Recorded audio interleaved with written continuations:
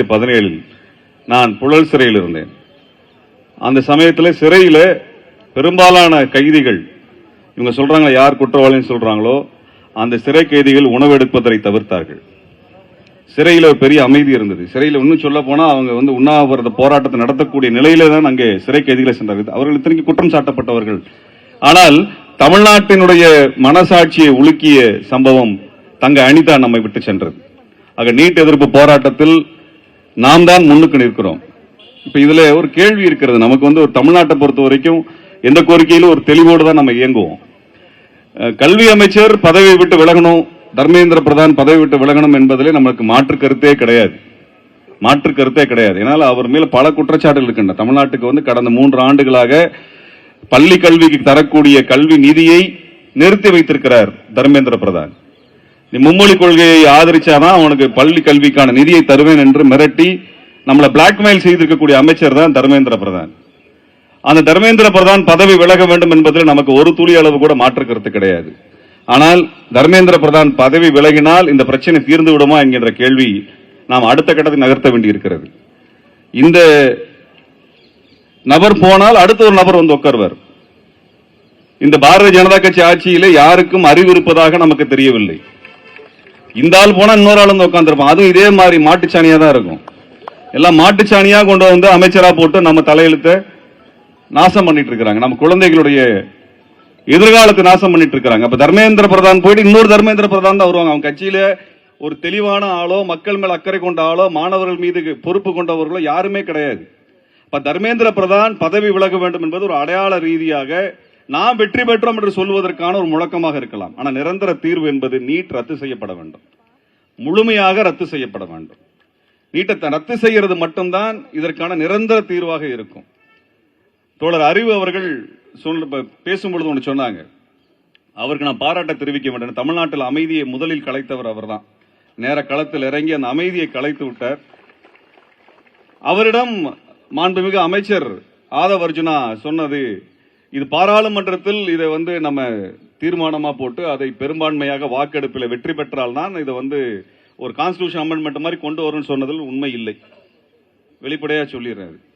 கல்வி என்பது மாநில பட்டியலிலும் இருக்கிறது, ஒன்றிய அரசு பட்டியலிலும் இருக்கிறது, 2 பட்டியலிலும் இருக்கிறது. நம்ம ஏன் நீட்டுக்கு எதிராக போராடுறோம் அப்படின்னா, தமிழ்நாட்டுக்கு நீட்டு வேணாம்னு சொல்லி சட்டசபையில் தீர்மானம் நிறைவேற்றி நம்ம சட்டமாக அதை வரையறை செய்து விட்டோம்.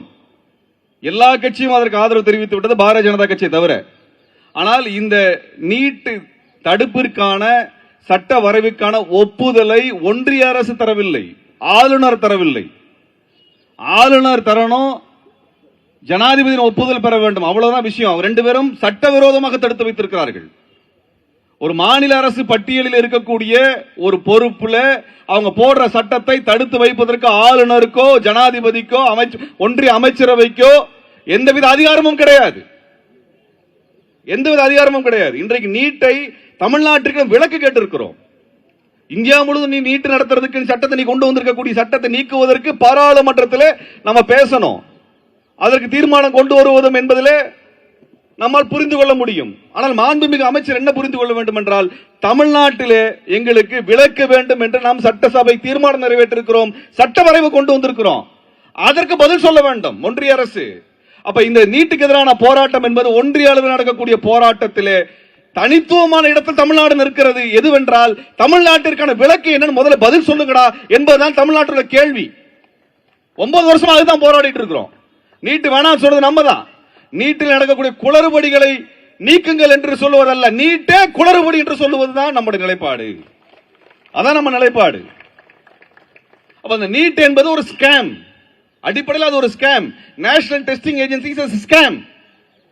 மக்களையும் இந்த மாணவர்களையும் சுரண்டி பிழைப்பதற்காக உருவாக்கப்பட்ட நிறுவனம் தான் நேஷனல் டெஸ்டிங் ஏஜென்சி. அவன் தான் நீட் நடத்துறான், சியூட் நடத்துறான், நிப்துக்கான பரீட்சை நடத்துறான், எல்லாமே அவன் தான் நடத்துறான். ஆனா எதையும் ஒழுங்கா நடத்துறது இல்லை. ஏன்னா ஒழுங்கா நடத்த வேண்டும் என்கின்ற நோக்கமே அந்த நிறுவனத்திற்கு கிடையாது. தயவு செஞ்சு புரிஞ்சுக்கணும் நம்ம. ஆக நீட்டுக்காக கல்வி அமைச்சர் பதவி விலக வேண்டும் என்று சொல்வதோடு நமது போராட்டம் நின்றுவிட முடியாது. நமக்கு தேவை நீட்டே வேண்டாம். ஏன் நீட்டு வேண்டாம்? மூத்த கலைஞர் ரேவதி அவர்கள் ஒன்று கேட்டாங்க, எதனால அப்படிங்கறத பத்தி எனக்கு அதுல கொஞ்சம் புரிதல் வேண்டும்னு கேட்றாங்க. அது தெளிவா சொல்லிடுறோம். ஏன் தமிழ்நாட்டு நம்ம விளக்க கேட்கிறோம்னா, தமிழ்நாட்டு மாணவர்கள் தமிழ்நாடு பாடத்திட்டத்தில் படித்தவர்கள், நம்முடைய மாணவ செல்வங்கள் நம்மளுடைய பாடத்திட்டத்தில் படிச்சவங்க. ஆனா நீட் தேர்வு நம்ம பாடத்திட்டத்தில் வைக்கல, ஒன்றிய அரசினுடைய பாடத்திட்டத்தை பொறுத்து தான் வைக்கிறார்கள். ரெண்டும் வேற வேற. நம்ம படிக்கிற பாடத்திட்டம் வேற, அவன் பரீட்சை வைக்கக்கூடிய பாடத்திட்டமே வேற. அப்புறம் எப்படி எங்க பிள்ளைங்க அந்த பரீட்சை எழுத முடியும்? எதுக்கு கேட்கிறோம்னா, நீ ஒன்றிய அரசினுடைய மருத்துவ கல்லூரியில படிப்பதற்கு உன் பாடத்திட்டத்தில் படிச்சு பரீட்சை எழுதுறத கூட நம்ம ஏத்துக்கிறேன், அது ஐஐடியோ சென்ட்ரல் யூனிவர்சிட்டிஸோ. ஆனா மதுரையில் இருக்கக்கூடிய மெடிக்கல் காலேஜில் சேர்றதுக்கு நான் எதுக்கு டெல்லிக்காரனோட பாடத்திட்டத்தில் படிக்கணும்? எதுக்கு பரீட்சை எழுதணும்? உன்னுடைய பரீட்சை எதுக்கு எனக்கு? நான் மதுரையில சேர்றதுக்கோ, திருநெல்வேலியில சேர்றதுக்கோ, சேலத்தில் சேர்றதுக்கோ, சென்னையில சேருவதற்கோ, கோயம்புத்தூரில் சேருவதற்கோ, இங்கே மருத்துவ படிப்பை நான் படிப்பதற்கு டெல்லிக்காரனுடைய கல்வியை நான் ஏன் படிக்க வேண்டும்?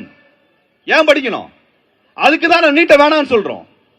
உன்னுடைய கல்லூரியிலே நீ நுழைவுத் தேர்வு நடத்துவதற்கு உன்னுடைய பாடத்திட்டத்தை பயன்படுத்திக்கோ, எங்களுக்கு பிரச்சனை இல்லை.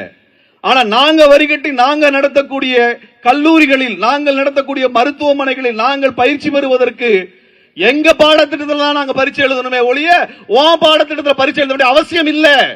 இதான் நீட் அநீதி. இதான் நீட் அநீதி. இதான் என்ன நடந்தது என்றால், நம்முடைய பாடத்திட்டத்தில் படித்த குழந்தைகள், மாணவ செல்வங்களுக்கு மருத்துவ கல்லூரி இடமில்லை, இடம் கிடைக்காமல் போகுது. அதனால தமிழ்நாட்டில் விளக்க வேணும் கேட்கிறோம். இது அமைச்சர் ஆதவ் அர்ஜுனா அவர்களுக்கு தெரிந்திருக்க வேண்டும், தெரிந்திருக்கணும். நீட்டு வழக்கை தமிழ்நாடு கேட்ட வரலாறு தெரிந்திருக்க வேண்டும். அப்ப இந்த போராட்டம் அதிக அளவில் மையம் கொள்ள வேண்டிய மாநிலம் எது? தமிழ்நாடு. தமிழ்நாடு. அந்த இடத்துல நீலம் இப்பொழுது ஒரு மிகப்பெரிய ஒரு ஆதரவு சக்தியை திரட்டி கொடுத்திருக்கிறார்கள். ஆதரவு சக்தியை திரட்டி கொடுத்திருக்கிறார்கள். இடதுசாரி கட்சியினுடைய தோழர்கள், அவர்களுடைய மாணவ அமைப்புகள் களத்தில் இறங்கி போராடி கொண்டிருக்கின்றன. எஸ்எஃப்ஐ மாணவர்கள் கடுமையாக தாக்கப்படுகிறார்கள். என்ன தப்பு செஞ்சாங்க அவங்க? ஏன் அந்த மாணவர்கள் மீது கடுமையான ஒடுக்குமுறை ஏவுகிறது? ஏன் ஏவுகிறீர்கள்? தமிழ்நாடு காவல்துறையை பார்த்து நான் கேட்கின்றேன், உங்க வீட்டு பிள்ளைக்கும் சேர்த்து தாங்க சார் அவங்க போராடிட்டு இருக்கிறாங்க.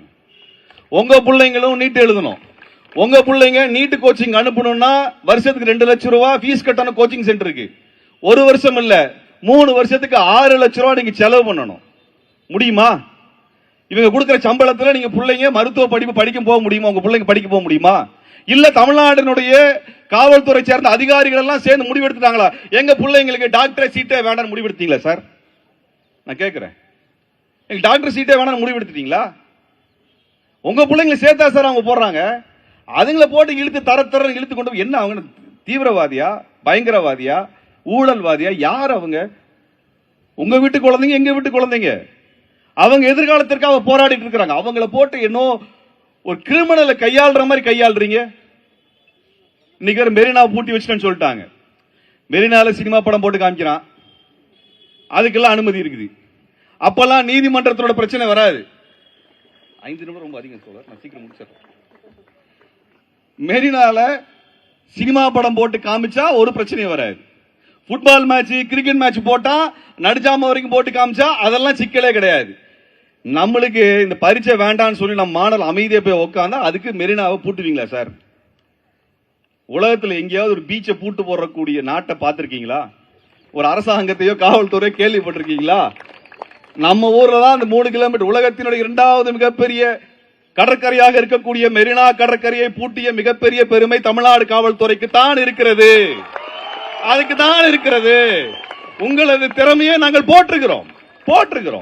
சினிமா போட்டா, ஃபுட்பால் மேட்ச் போட்டா, கிரிக்கெட் மேட்ச் போட்டா, குத்தாட்டம் போட்டாலாம் பிரச்சனை வராது. ஆனா எங்க மாணவர்களுடைய எதிர்காலத்துக்கு மாணவர்கள் ஒன்னு சேர்ந்து அமைதியா உட்கார்ந்தா பிரச்சனை வரலாம். நீங்க எந்த நாட்டுக்கு காவலர்கள்? எந்த நாட்டுக்கு போலீஸ் சார்? நீங்கெல்லாம் எந்த நாட்டுக்கு போலீஸ்? போலீஸ் எல்லாத்தையும் அடிக்குது. முன்னாடி இருக்கக்கூடியது தன்னுடைய வீட்டு குழந்தையா, அல்லது நம்முடைய குழந்தையினுடைய நண்பர்களா, பள்ளி நண்பர்களா, கல்லூரி நண்பர்களா என்பதை பார்க்காமல் அடித்து நொறுக்குவதை பற்றி தோழர் அமீர் அவர்கள் மிக வருத்தத்தோட பேசினாங்க. நான் திரும்ப சொல்றேன், இங்க இருக்கிற காவல்துறை வெள்ளைக்காரன் காலத்தில் தயார் செய்யப்பட்ட காவல்துறை. வெள்ளைக்காரங்காலத்தில் என்ன பண்ணாங்க? ஏத்தாப்படி நிக்கிறது, போராட்டம் பண்றது, விடுதலை வேணும் என்று கேட்கக்கூடியவர்கள், சுதந்திரம் வேண்டும் என்று கேட்கக்கூடியவர்கள், உன் சொந்தக்காரனா இருந்தாலும் வெள்ளைக்காரன் உத்தரவிட்டால் மண்டையை உடைக்க வேண்டும் என்பதுதான் வெள்ளைக்காரன் அந்த காவல்துறைக்கு கொடுத்த பயிற்சி. அந்த பயிற்சி இன்றைக்கு வரைக்கும் தமிழ்நாடு காவல்துறை அச்சு பசகாமல் படியெடுத்து நகல் எடுத்து பயிற்சி கொடுத்துக் கொண்டிருக்கிறார்கள். இன்னைக்கு நீங்க டிஜிபி ஆபீஸ் போய் பாருங்க. ஒரு நாடு விடுதலை அடைஞ்சிருச்சுன்னா அதனுடைய சிறப்பு மிக்க துறை தலைவர்கள் பெயர் எங்க இருந்து இருக்கணும்? விடுதலை அடைந்த ஆண்டிலிருந்து தான் இருக்கணும். 1947 யார் இந்த காவல்துறை தலைவர் பேர் இருக்கணும். அப்ப நம்ம பெருமையா இருக்கும். ஆனா தமிழ்நாடு காவல்துறைக்குடைய டிஜிபி ஆபீஸ் அந்த தலைமை அலுவலகத்துக்கு போனீங்கன்னா வெள்ளைக்காரங்காலத்தில் யார் கமிஷனர் இருந்தாங்கிற பேரை பெருமையா போட்டு வச்சிருப்பாங்க. 1863 இருந்து பேர் இருக்கும். வெள்ளைக்காரன் இங்க காவல்துறை தலைவராக இருந்ததை பெருமையாக கொள்ளக்கூடிய காவல்துறை தமிழ்நாடு காவல்துறை. பெருமையாக கொள்ளு. தமிழ்நாடு முதல்வருக்கு வேண்டுகோள் வைக்கின்றேன். நீங்கள் தயவு செய்து இந்த காவல்துறை இங்க போராடுகின்ற மாணவர்கள் மீது தாக்குதல் நடத்துவதோ, அவர்களுக்கு நெருக்கடி கொடுப்பதோ, அவர்கள் மீது வழக்கு போடுவதோ, தரத்தரம் என்று இழுத்துச் செல்லுவதோ, மிரட்டுவதையோ நிறுத்த சொல்லுங்கள். நிறுத்த சொல்லுங்கள். காவல்துறையை வைத்து அடக்குமுறை செய்த எந்த ஆட்சியும் நிலைத்ததில்லை என்பது வரலாறு. ஜந்தர் மந்தர்ல போராட்டம் நடத்துறதுக்கு காவல்துறை பர்மிஷன் எழுதி கொடுக்க வேண்டியது இல்லைங்க. டெல்லியில ஜந்தர் மந்தர்ல போராட்டம் நடத்துறதுக்கு காவல்துறைக்கு போய் பர்மிஷன் லெட்டர் எழுதி கொடுத்து ஹையஸ்ட் ஒப்பீனியன் வாங்கணும் அவசியம் கிடையாது. போராட்டம் நடத்துவது அடிப்படை உரிமை. போராட்டம் என்னது? எங்க கோரிக்கை நாங்க சொல்றதுக்கு என்ன சார் வழி வச்சிருக்கீங்க? என்ன வழி வச்சிருக்கீங்க? ஏதாவது போலிங் ஏதாவது வச்சிருக்கீங்களா? ரெஃபரண்டம் ஏதாவது வச்சிருக்கீங்களா? ஒண்ணும் கிடையாது. நாங்க ரோட்ல இறங்கி இப்படி மீட்டிங் போட்டு மைக் வச்சு சொன்னாதான் உண்டு. அதை செய்வதற்குரிய வழிமுறை செய்வதுதான் ஒரு ஜனநாயக அரசு. தமிழ்நாடு காவல்துறை இந்த ராஜரத்னம் ஸ்டேடிய தெருவை நிரந்தரமாக போராட்டத்திற்காக திறந்து விடணும். உங்ககிட்ட அனுமதி வாங்கணும் அவசியம் எங்களுக்கு கிடையாது. எதுக்கு வாங்கணும்? போராட்டத்திற்கு அனுமதிக்காக காவல்துறைக்கு செல்ல வேண்டும் என்றால் எதற்கு அனுமதி என்றால் அதையும் சொல்லிடுறேன். நீங்கள் எதற்காக போராடுகிறீர்கள் என்று நீங்க எழுதி கொடுத்தால் அனுமதி வாங்க வேண்டியது இல்ல. வைக்கிறீங்களா மைக் செட்டு, அதுக்கு தான் பர்மிஷன். இந்த மைக்கை வைக்கலாமா, இந்த ஸ்பீக்கரை வைக்கலாமா, இந்த இடத்துல வைக்கலாமாங்கிறதா பர்மிஷன். அது என்ன காவல்துறை அவங்களே ஹெட் மாஸ்டர் மாதிரி இந்த தலைப்பை வைக்கலாம், இந்த தலைப்புக்கு நடத்தக்கூடாதுன்னு அவங்கள சொல்றது உரிமை கிடையாது. That is unconstitutional. நாங்கள் எதற்கு போராடக்கூடாது, போராட வேண்டும் என்று சொல்லுவதற்கு காவல்துறைக்கு அதிகாரம் கிடையாது.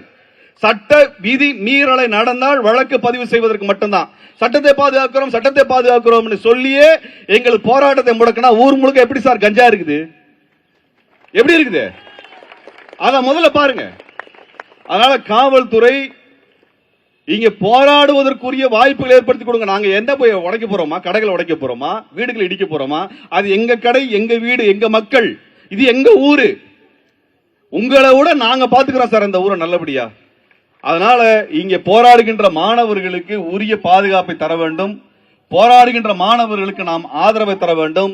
போராட்டத்தை தீவிரப்படுத்துவோம். தர்மேந்திர பிரதான் மட்டும் இல்ல, ஒட்டுமொத்த நீட்டு டிக்கெட்டும் வெளியே போக வேண்டும். ஒட்டுமொத்த நீட்டும் வெளியே போக வேண்டும். அப்படியான ஒரு போராட்டத்திற்கு நாம் எல்லாருமே அணியமாவோம். இன்றையிலிருந்து தமிழ்நாடு மறுபடியும் போராட்டத்திற்கு தலைமை தாங்கும் என்று நான் நம்புகிறேன். இங்கே வந்திருக்கக்கூடிய அனைத்து தோழமைகளுக்கும் புரட்சிகர வாழ்த்துக்கள் தெரிவித்து விடைபெறுகிறேன். நன்றி, வணக்கம்.